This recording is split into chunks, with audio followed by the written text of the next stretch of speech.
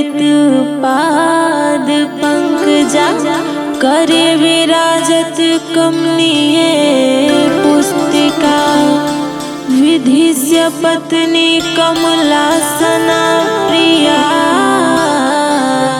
सरस्वती नित्य तु वाच में सदा।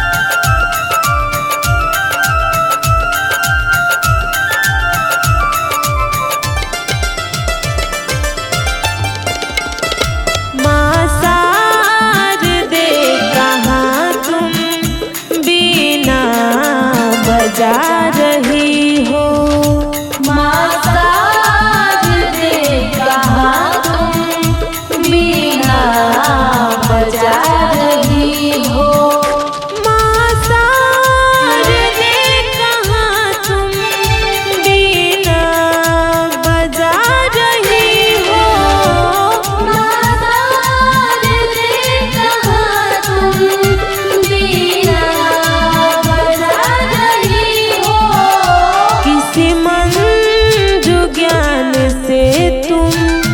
जग को लुभा रही हो इस मन जो ज्ञान से तुम जग को लुभा रही हो।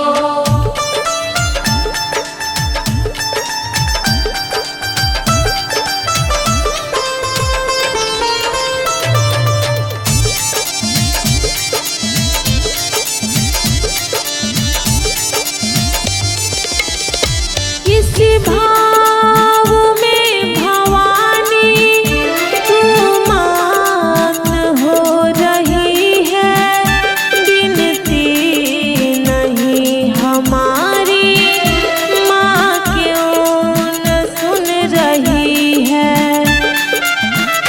किसी भाव में भवानी तू मात हो रही है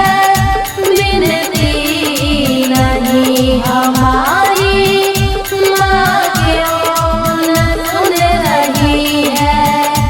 हम दीन बालक अब से बिनती सुना रहे हैं हम दीन बालक अब से बिनती सुना रहे हैं। माँ साज दे कहाँ बीना बजा रही है।